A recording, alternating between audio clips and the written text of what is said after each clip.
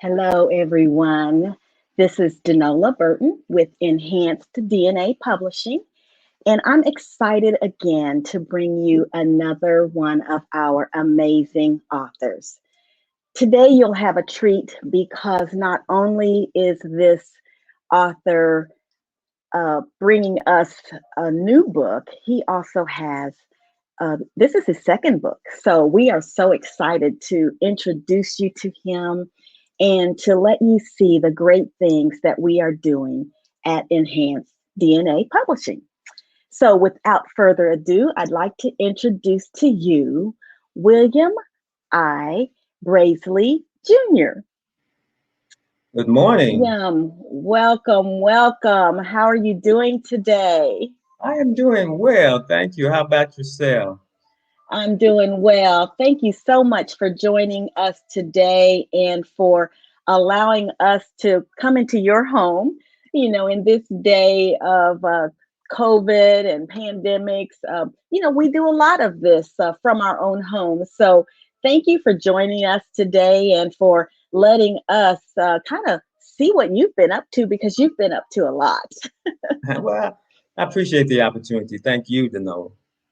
Oh, yes. So, Um, we are introducing uh, a a new book today, and I'm just excited to be a part of it. This book is called The Messiah's Servant, and this is your second book. So we're going to talk about the other book too. But first of all, before we get into the details of the book, William, would you share a little bit about yourself and your journey as an author? Sure. I was born, raised, and I still live in Louisville, Kentucky. I am the fifth of seven children. Um, I just recently retired as a human resources director for the Jefferson County Clerk's Office here in Louisville. And I mean, some of my pleasures besides writing, I love to laugh. I love comedy, especially good stand-up comedy. I love movies, going to the theater, watching a good movie, or staying at home, watching a good movie. And that's actually how my writing started.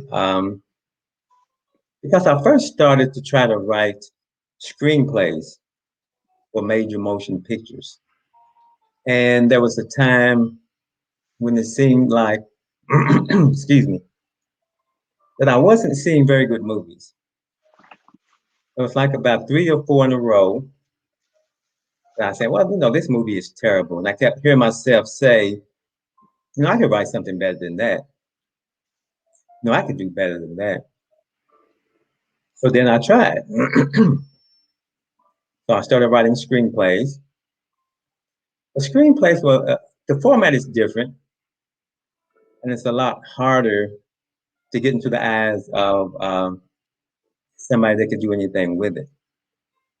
So then I was like, okay, I started trying to write novels. And that's how I started, I guess, my journey as an author, starting mainly from movies to transitioning that over to trying to write novels.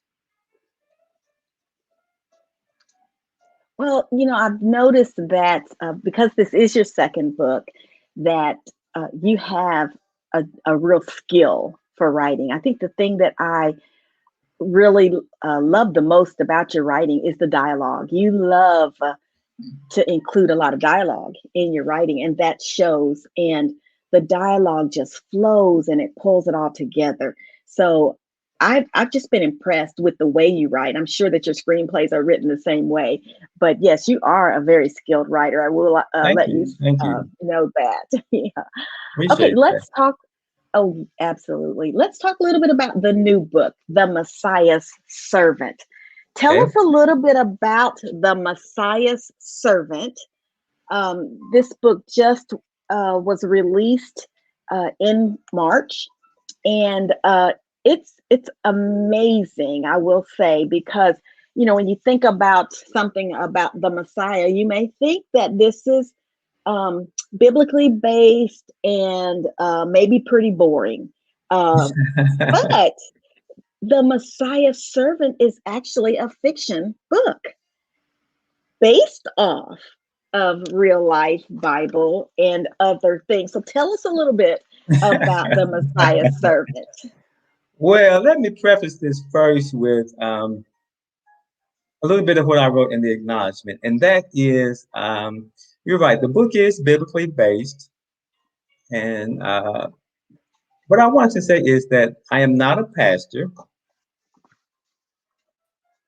I am not, a deacon or school teacher, at least just speaking in public well. But, I am a believer. And as a believer, then I believe we are called to share Christ with as many people as we can. So this is where the Messiah's servant comes in. The Messiah's servant, I think the two main things, that's a lot of little sub themes, but I think the two main themes are that God's ways are not our ways. And, we are going to have difficult times. And during those difficult times, don't give up on God because He is not going to give up on us. So those, I think, are the two main things. It's about, our faith walk. But the Messiah's servant, of course, we know the Messiah is Christ. And the servant is a true life biblical character who witnessed the crucifixion of Jesus Christ. So the servant was handpicked by Jesus to serve him. So the servant actually, the book brings the servant from the time of Christ into modern day time, to the 21st century. So it's not some type of time travel or anything like that, but the servant actually walks the earth for over 2,000 years, and the majority of the story takes place here, in current times. So I know a lot of people are saying, well, that's impossible, this and that. But you have to also remember that Methuselah, according to the Bible, lived to be over 980 some years old. So I try to make my story somewhat believable. But the whole thing about the Messiah servant is there are characters who are going through difficult times. And there are some that maybe even are atheists, they don't believe in Christ. And the servant's job is to change their minds and to, so to speak, keep hope alive. And that's the basis of the book. The servant is letting them know that, God is still with them and that God has always been with them. And what I think a lot of times our human nature wants us, we want to know the outcome of things. And we don't always see the outcome. For example, we want to always see the bad guy gets his punishment, or we want to always see the good guy come out on top. And we don't always see that. So in the Messiah's servant, the servant is allowing a couple of people to see why God allows some things to happen. And, God is looking at the big picture. Well, we may just be looking at our own individual predicament, but, God is looking at the big picture. So I think that is maybe one of the interesting things about the story is that in a certain circumstances, since this servant talks directly to Jesus, the servant is learning from Jesus. And there's so much goes on in the book. I mean, you have to read it. There are what I call it's a big Old Testament type miracle. I can't really tell you about that. And that's what has the whole world talking about Jesus Christ, because I've heard nowadays, and I'm sure you have too, especially from unbelievers, about the different things that happen in the Bible, some of the different miracles. And they are saying, people are saying, well, how come we haven't seen none of those miracles today? How come we haven't seen no parting of the Red Seas or different things like that? Well, in the story, a huge miracle like that happens. And when it happens, then the religious communities and the science communities and the medical communities, they try to disprove this miracle but they can't do it. And the only explanation is God. So that's what the story is taking. The servant is basically helping those people who have uh, who are may have lost their faith, or really are down and out, or maybe even don't believe, letting them know that Christ is real. Yeah, this book really draws you in. It really does. And so from the very beginning, the opening scenes, it's just obvious that you become a part of the story. And so as you go through very familiar historical events that happen, in our lifetime, some of them.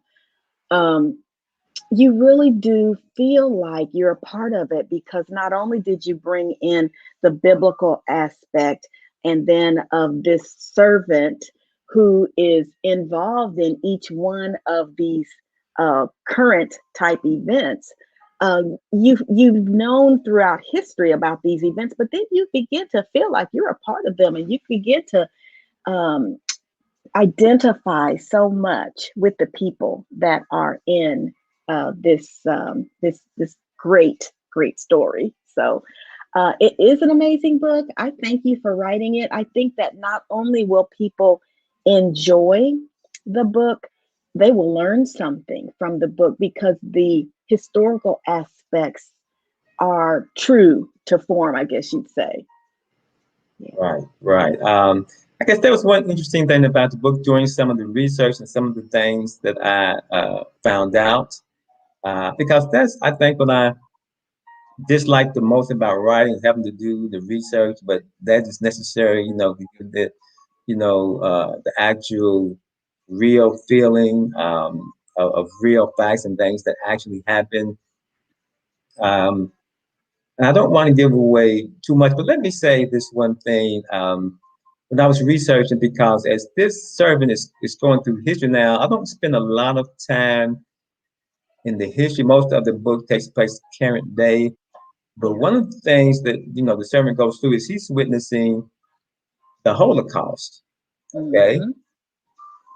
and you've read it, Denola. And Yeah. what I found out in that, how not only the Jews, but a lot of people, the Germans were, they was just killing people, Polacks and disabled people that was trying to purify the race. But I didn't know that the majority of the Germans confessed to be Christians. Mm, Okay. So now we are seeing Christians who yeah. are killing Jews and killing all these people during the Holocaust. I just thought that that Right. was Right. Right. Yeah, there's a lot of insights that you'll see and learn from in this book. So it is an exciting read. It keeps you engaged. And like I said, the dialogue for me is what really draws you in, because it does make you feel like you're a part of the book. So let's talk about your first book, okay. Beware the POTUS. Beware the The POTUS. President of the United States. Beware. President of the United States. And this book actually came out right before the 2020 election. And so it was very timely. It is also a fiction book, but there are so many real life potentials in this book. So tell us a little bit about Beware the POTUS. Well, I've been told, I guess it has, that book basically came right out of the headlines. You can pick up your New York Post or your local paper. That book came right out of the headlines. And I think the inspiration behind that book came because, well, the book is about a no nonsense president, a newly elected president, and how he handles terrorist aggression and, just the whole um, White House and political structure. I mean, he's a no nonsense type of person. He's an army hero, serving some type of a special forces. So he's used to getting things done. And the whole, I guess, idea behind the book came from, I guess, the way our real life presidents act, or the way that they are pictured. So this book, the president's name is Dale Patton, and Dale Patton to me is what I think a president should be like, because his main priorities are one, he hates bullies, he hates terrorists. And two, he believes in Americans first. He believes that the United States is the most powerful country in the world, and that's exactly how he acts. And he does not allow anybody to just abuse or pick on Americans, other countries without acting himself. So in the book, the president, he's newly elected in the beginning of the book. One of his biggest antagonists is his commanding officer when he was in the service, who also was running for president, whom he beat. But during his first 3 days of his presidency, an American plane is hijacked by terrorists. There was an assassination attempt on his life. Uh, some of the people, the other parties who dislike him are trying to impeach him. So there's so much going on. And one of the things that makes it interesting also is that, his mother-in-law is on the plane that was hijacked. And his mother-in-law, she's a character all by herself. Uh, so she is on the plane that's hijacked. So now, makes life a little bit unpleasant, at home, with his wife. So now there's also this question of, do you really like, my mom, his wife is asking him, I mean, are you acting the way you acting because you don't like my mom? How come you're not taking certain steps instead of taking these steps? And he's a no nonsense type of president who never bluffs ever. So when he says he's going to do something, then basically he does it. He says and in the beginning of the book, especially the first half, 3/4 of the book, there is like a poker theme because every time he says he's going to do something, I mean, even his closest confidants, they don't believe him. And he tells them that, I'm not a good poker player because I never bluff. So that's what that is based on, this whole terrorist type of situation with his wife, right? I mean, his wife's mother right in the middle of it. And he has to handle this situation. Like I said, he just was on the job, maybe 3 days. He's been on the job as president, and all these things start to happen. So I think that is a bit of a page turner. It is. So much is going on in that book. Yeah, and again, the dialogue in it is what makes it for me. I just love the way you write dialogue. So it's a very engaging read, and it does make you keep turning the pages so you can find out what's going to happen. So Thank you, especially thank you. with the mother-in-law. So yeah, that is that. I mean, that could make for a very difficult conversation over dinner. Yes, it could. Yes, it could. But Yes, I mean, it you could. mentioned dialogue, and I just try to be realistic. Like I said, when I'm writing, I try to, especially in that book, in Beware the POTUS, I think there's quite a bit of description because Hmm. I want you to see what I see, because I'm Right, thinking, I guess I'm still thinking in terms of a movie. So you have to see what I right. see. And I try to make the dialogue as realistic as possible. Try to have the dialogue to move the story along, but I don't necessarily. I mean, I thank you for your compliment, but I don't necessarily try to create dynamic dialogue. I just try to fit it. Yeah. Yeah, it just makes you feel like you're a part of the conversation. So I just think that in both of these books, you do feel like you're in the story because it does describe everything that you're doing. So it does make you feel like you're a part of it. So I really appreciate that. Yeah. Thank you. Um, okay, so you've got these two books. What's next for William? What's next? Oh Is there wow. another book coming? Is it already brewing? There's always something going on up here, good, bad, or indifferent. I think I mentioned to you I was getting an idea, maybe even trying to write a children's book. Mhm. I've had people ever since the first book that Beware the Portals came out, they've been asking for a sequel. A Mm. couple of people now that have read this book have been asking for a sequel for The Messiah's Servant. So I'm not sure just yet. I'm gonna take a little bit of time off. This book just came out, and I'm gonna figure out what I Mhm. want to do. I'm sure something will be coming out. Just not sure which will be coming out first. I have already started a little bit of maybe writing or outlining maybe a sequel for Beware the Police. So that could be Okay. the next venture. Um, Okay. I guess I'm seeing myself as not wanting to be typecast as a certain type of writer. For Right. example, I like John Grisham stories. I like his books. John Grisham. I like those legal thrillers. So he's considered the Right. master of the legal thriller. So I'm gonna try to challenge myself a little bit and try to write different type of books. I'm not into horror, so you probably never see me write Never see that. a Okay. horror story.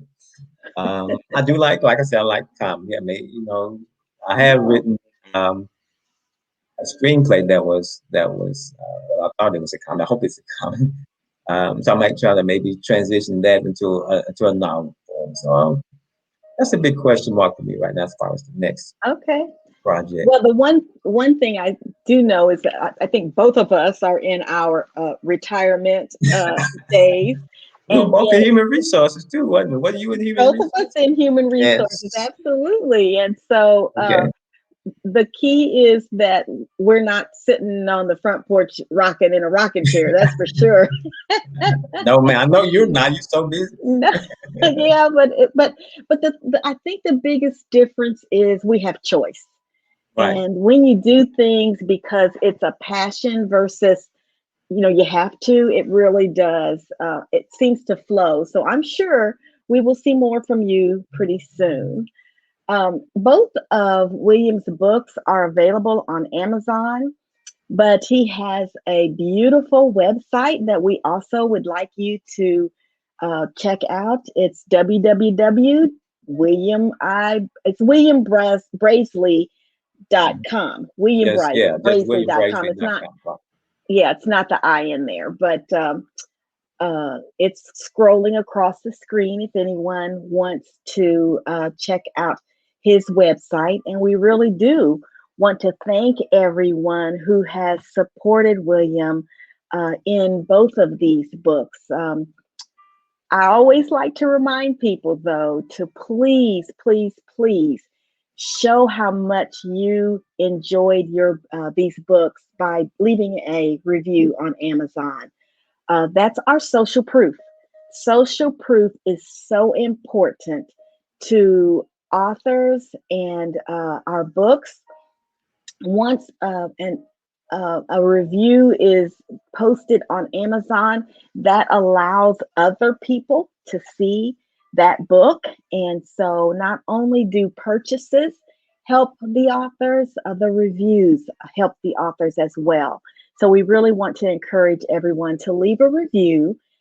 Even if you read the book, months ago or whatever, please go back and leave a review because they are so important.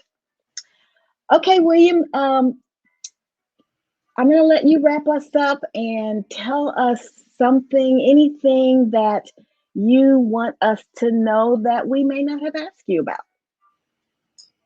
Um, well, the inspiration behind this book, The Messiah's Servant, was, I guess, a lot of desire, and part guilt and part challenge because I just felt like, even though I attend church on a regular basis, I give my tithes. I am on at this particular time. I am on one ministry, but I feel like I wasn't doing enough. And every time I was asked to do something else, um, I would decline. I kept hearing myself say because I wanted to do my writing. So at the time I'm working full time. I'm at the computer 8 9 hours a day at work, and then I try to come home. And it's hard, to go from one to the other and switch hats. And I don't know if you know about human resources, but you're dealing with people and problems and issues and things all day long. So I was basically mentally exhausted. So I kept hearing myself using me wanting to write as an excuse. So then one day something came to me, and I'm just going to say that it was God saying, well, you can do both. You can write about me. Mm. I'm like, whoa. Excellent. And and for the people that know me and have kept in touch with me, they would probably, least expect this type of book to come from me. Now I'm not, nowhere near the biggest sinner in the world, but nowhere near the biggest saint either. So I'm somewhere in between. Um, and even my sister, when she read it, just a day or two ago, she sent me a text and she told me how much she liked it. And then she said, "Who are you? What did you do with my brother?" So I thought, that okay, that's cute.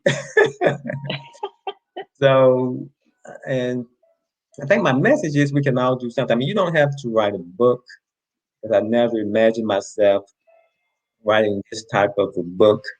Whether we happen out at the church or on different ministries or whatever we're doing at mission houses or whatever we're doing, I think we can all do something. So I think my excuse basically was taken away from me, saying, well, I want to do this and I want to do that.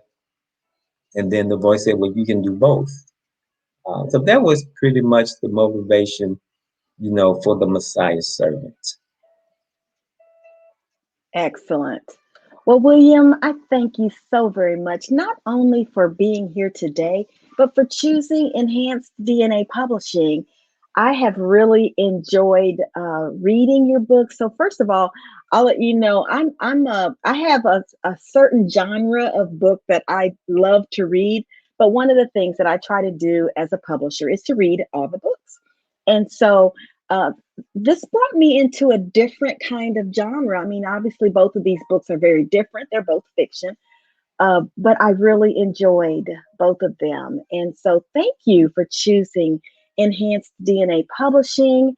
And I can't wait to see what's next from you. And I know that our viewers, our audience is also uh, interested in what's coming next, especially if you have sequels to either one of these books. So thank you so very much, and uh, be looking forward to what's coming in the future. Thank you. And I want to let everybody know, if you have a story to tell, I think you need to get in touch with Miss Burton with Enhanced DNA. She is the ultimate professional. Her patience is off the chart. If she can deal with me with her patience, then I think she can deal with anybody. So I do want to recommend her to you. And thank you again, Denola. Absolutely. Uh, and we will see you at our next event. Thank you so very much.